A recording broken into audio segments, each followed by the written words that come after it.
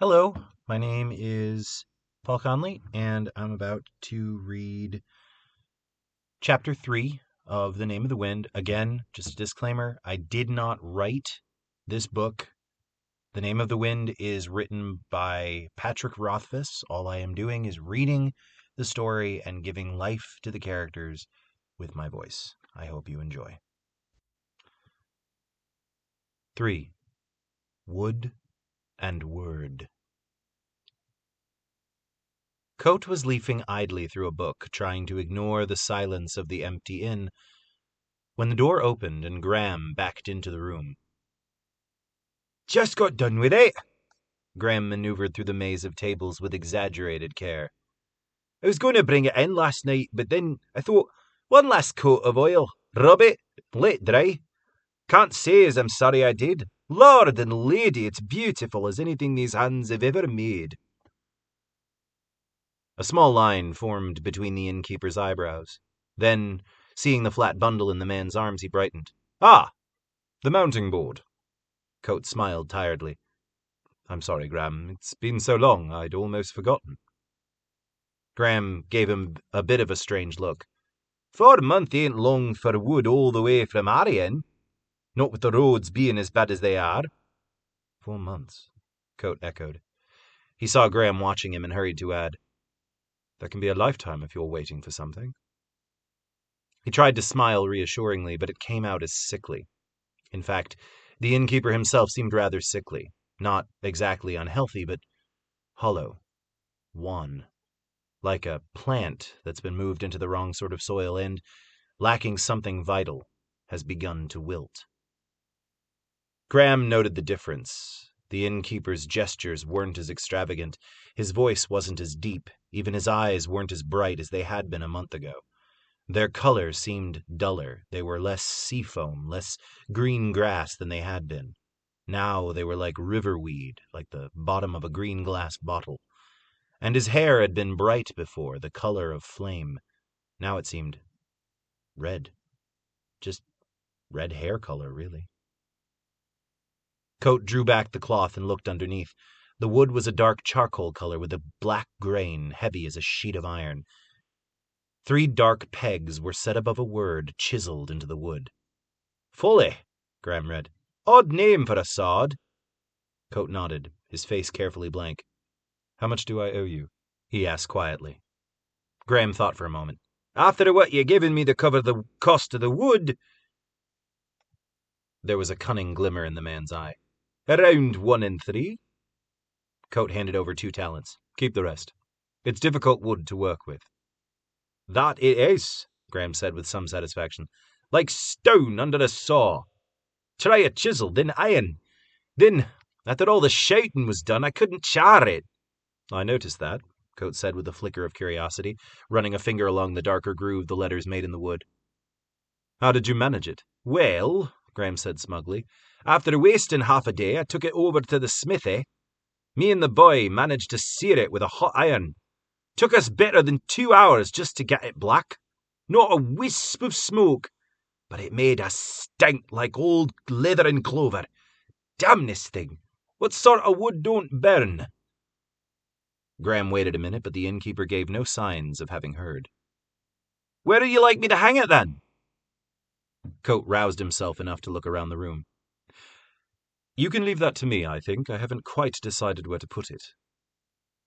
Graham left a handful of iron nails and bid the innkeeper good day. Coate remained at the bar, idly running his hands over the wood and the word. Before too long, Bast came out of the kitchen and looked over his teacher's shoulder. There was a long moment of silence, like a tribute given to the dead. Eventually, Bast spoke up. May I ask a question, Reshi?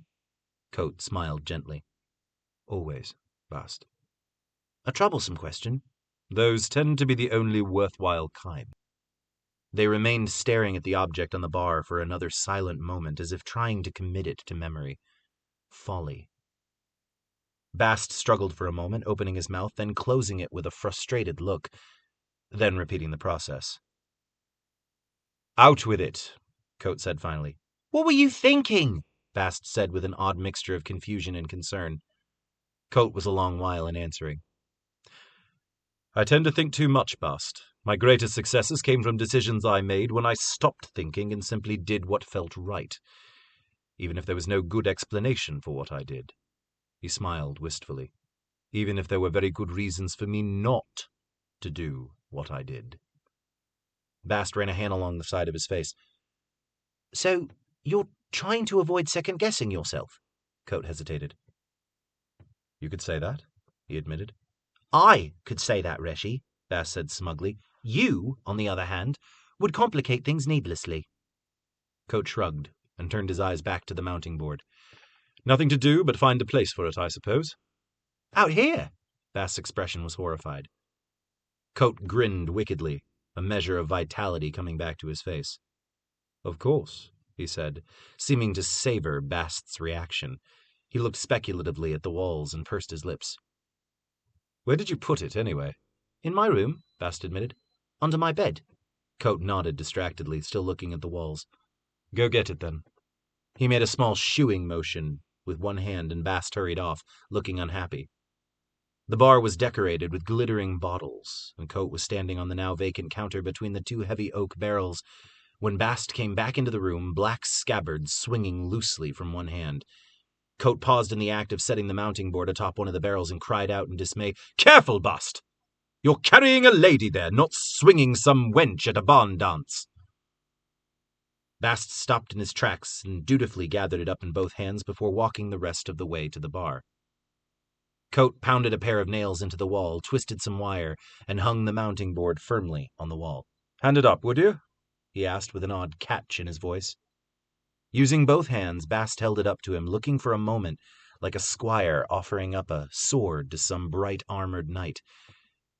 But there was no knight there, just an innkeeper, just a man in an apron who called himself Coat. He took the sword from Bast and stood upright on the counter above the bar. He drew the sword without a flourish. It shone dull gray-white in the room's autumn light. It had the appearance of a new sword. It was not notched or rusted. There were no bright scratches skittering along its dull gray side. But though it was unmarred, it was old. And while it was obviously a sword, it was not a familiar shape. At least, no one in this town would have found it familiar. It looked as if an alchemist had distilled a dozen swords, and when the crucible had cooled, this was lying in the bottom, a sword in its pure form. It was slender and graceful. It was deadly as a sharp stone beneath swift water. Coat held it a moment. His hand did not shake. Then he set the sword on the mounting board. Its gray-white metal shone against the dark row behind it. While the handle could be seen, it was dark enough to be almost indistinguishable from the wood. The word beneath it, black against blackness, seemed to reproach folly. Coat climbed down, and for a moment he and Bast stood side by side, silently looking up. Bast broke the silence. "It is rather striking," he said, as if he regretted the truth. "But—" he trailed off, trying to find appropriate words. He shuddered. Coat clapped him on the back, oddly cheerful. "Don't bother being disturbed on my account." He seemed more lively now, as if this activity lent him energy. "I like it," he said with sudden conviction, and hung the black scabbard from one of the board's mounting pegs. Then there were things to be done, bottles to be polished and put back in place, lunch to be made, lunch clutter to be cleaned. Things were cheerful for a while in a pleasant, bustling way. The two talked of small matters as they worked. And while they moved around a great deal, it was obvious they were reluctant to finish whatever task they were close to completing, as if they both dreaded the moment when the work would end and the silence would fill the room again. Then something odd happened. The door opened, and noise poured into the waystone like a gentle wave. People bustled in, talking and dropping bundles of belongings. They chose tables and threw their coats over the backs of chairs. One man, wearing a shirt of heavy metal rings, unbuckled a sword and leaned it against a wall. 2 or 3 wore knives on their belts. 4 or 5 called for drinks. Coat and Bast watched for a moment, then moved smoothly into action. Coat smiled and began pouring drinks. Bast darted outside to see if there were horses that needed stabling. In 10 minutes, the inn was a different place. Coins rang on the bar, cheese and fruit were set on platters, and a large copper pot was hung to simmer in the kitchen. Men moved tables and chairs about to better suit their group of nearly a dozen people. Coat identified them as they came in.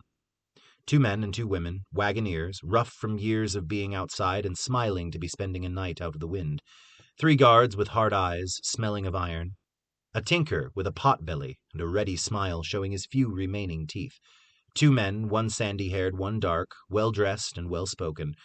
Travelers sensible enough to hook up with a larger group for protection on the road. The settling-in period lasted an hour or 2. Prices of rooms were dickered over, friendly arguments started about who slept with whom. Minor necessities were brought in from wagons or saddlebags. Baths were requested and water heated, hay was taken to the horses, and Coat topped off the oil in all the lamps. The tinker hurried outside to make use of the remaining daylight. He walked his 2-wheeled mule cart through the town's streets. Children crowded around, begging for candy and stories and shims. When it became apparent that nothing was going to be handed out, most of them lost interest. They formed a circle with a boy in the middle and started to clap, keeping the beat with a children's song that had been ages old when their grandparents had chanted it. When the hearth fire turns to blue, what to do, run outside, run and hide. Laughing, the boy in the middle tried to break out of the circle while the other children pushed him back. "Tinker!" the old man's voice rang out like a bell. "Pot mender, knife grinder, willow wand water finder, cut cork, mother leaf, silk scarves off the city streets, writing paper, sweetmeats." This drew the attention of the children. They flocked back to him, making a small parade as they walked down the street, singing, "Belt leather, black pepper, fine lace and bright feather, tinker in town tonight, gone tomorrow, working through the evening light. Come wife, come daughter, I've small cloth and rose water." After a couple of minutes, he settled outside the waystone, set up his sharpening wheel, and began to grind a knife. As the adults began to gather around the old man, the children returned to their game. A girl in the center of the circle put one hand over her eyes and tried to catch the other children as they ran away, clapping and chanting, "When his eyes are black as crow, where to go, near and far, here they are." The tinker dealt with everyone in turn, sometimes 2 or 3 at a time. He traded sharp knives for dull ones and a small coin. He sold shears and needles, copper pots and small bottles that wives hid quickly after buying them.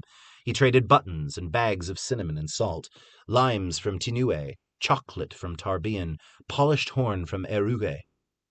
And all the while the children continued to sing, "See a man without a face, move like ghosts from place to place.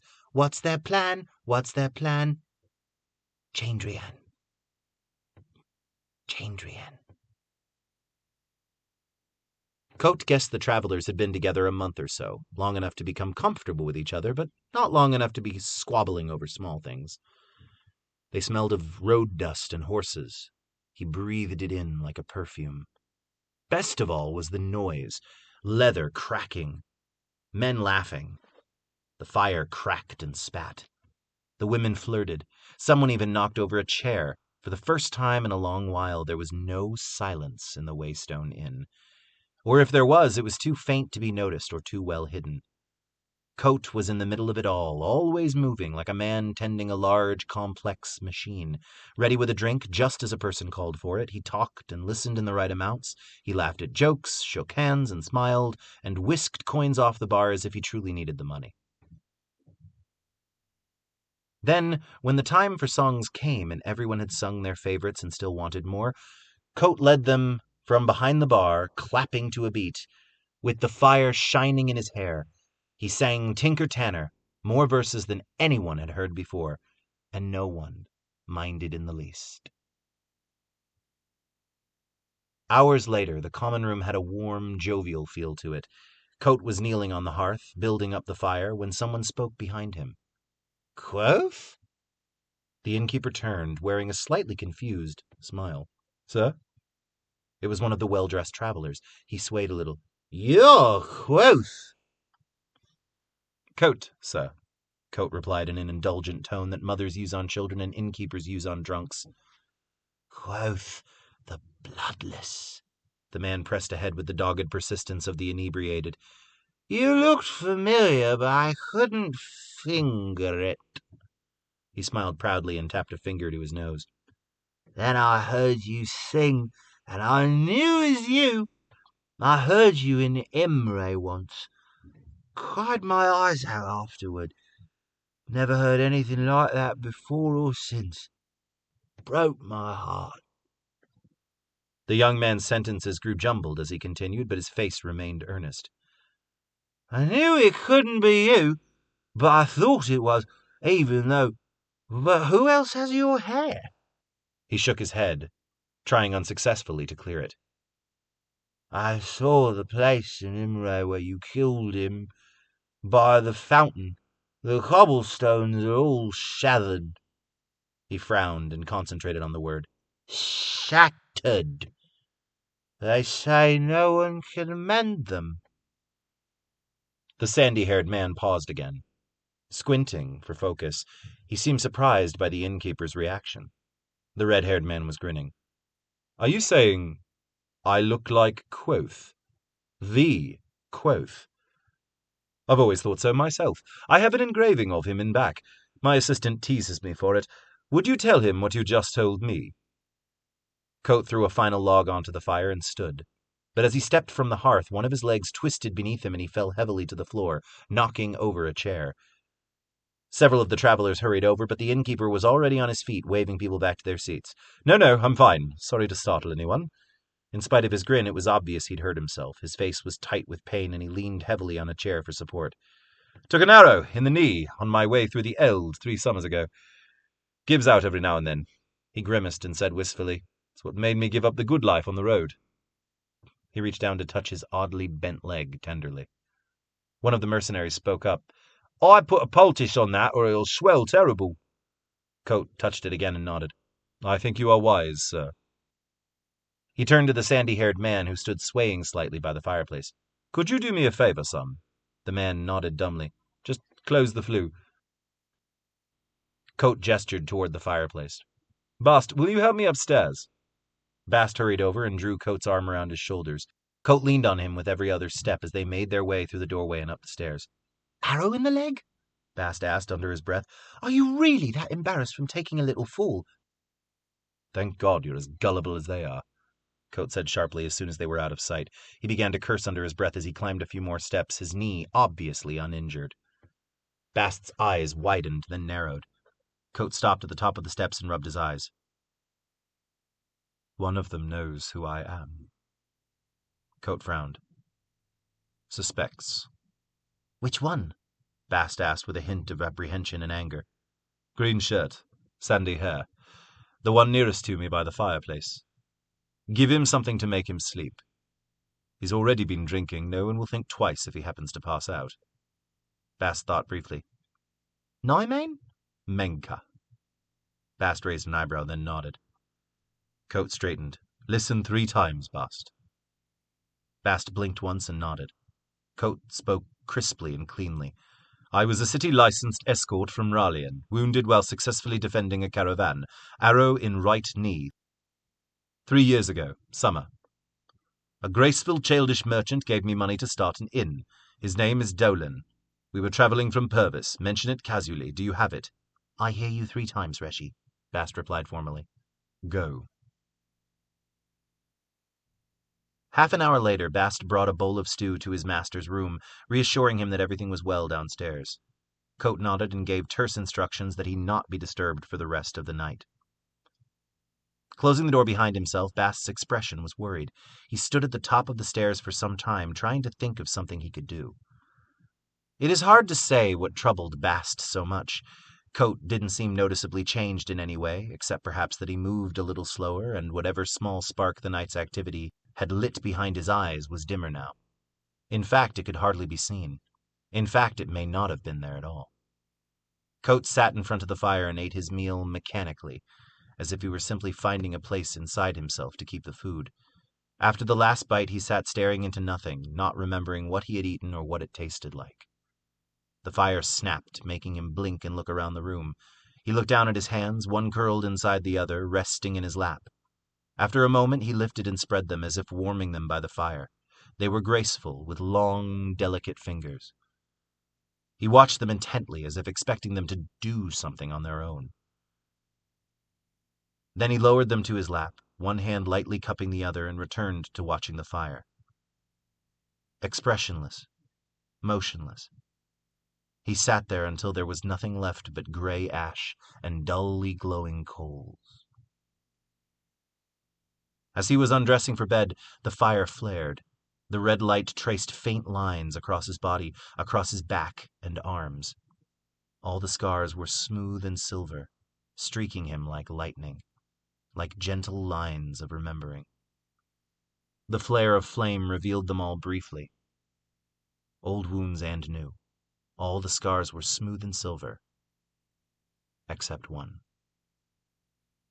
The fire flickered and died. Sleep met him like a lover in an empty bed. The travelers left early the next morning. Bast tended to their needs, explaining his master's knee was swollen quite badly, and he didn't feel up to taking the stairs so early in the day.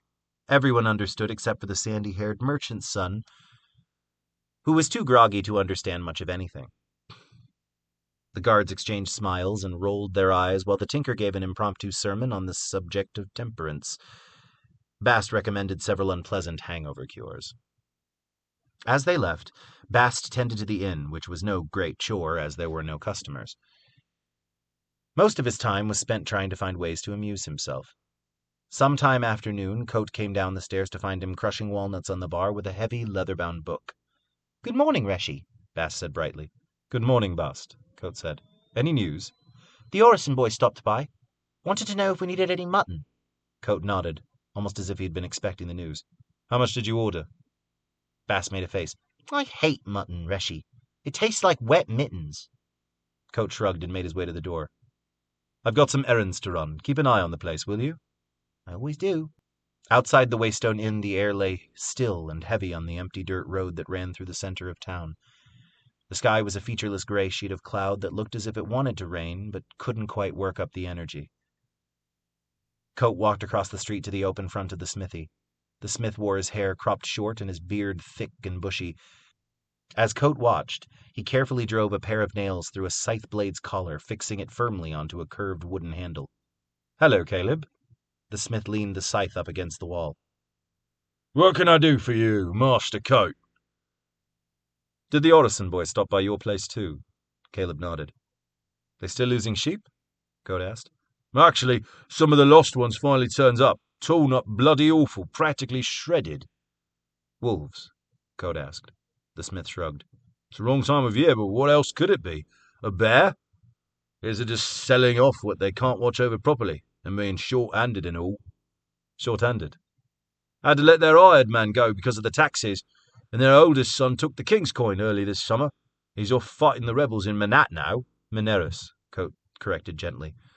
"If you see their boy again, let him know I'd be willing to buy about 3 halves." "I'll do that." The smith gave the innkeeper a knowing look. "Is there anything else?" "Well," Coat looked away, suddenly self-conscious. "I was wondering if you have any wrought iron lying around," he said, not meaning the smith's eye. "It doesn't have to be anything fancy, mind you, just plain old pig iron would do nicely." Caleb chuckled. "I didn't know if you were going to stop by at all. Old Cobb and the rest came by day before yesterday." He walked over to a workbench and lifted up a piece of canvas. "Made a couple extras just in case." Coat picked up a rod of iron about 2 feet long and swung it casually with one hand. "Clever man." "I know my business," the smith said smugly. "You need anything else?" "Actually," Coat said as he settled the bar of iron comfortably against his shoulder, "there is one other thing. Do you have a spare iron and a set of forge gloves?" "Could have," Caleb said hesitantly. "Why?" "There's an old bramble patch behind the inn." Coat nodded in the direction of the Waystone. "I'm thinking of tearing it up so I can put in a garden next year, but I don't fancy losing half my skin doing it." The smith nodded and gestured for Coat to follow him into the back of the shop. "I've got my old set," he said, as he dug out a pair of heavy gloves and a stiff leather apron. Both were charred in dark places and stained with grease. They're not pretty, but it'll keep the worst of it off you, I suppose. What are they worth to you? Coat asked, reaching for his purse. The smith shook his head. A jot would be a great plenty. They're no good to me or the boy. The innkeeper handed over a coin. And the smith stuffed them into an old burlap sack. You sure you want to do it now? Smith asked.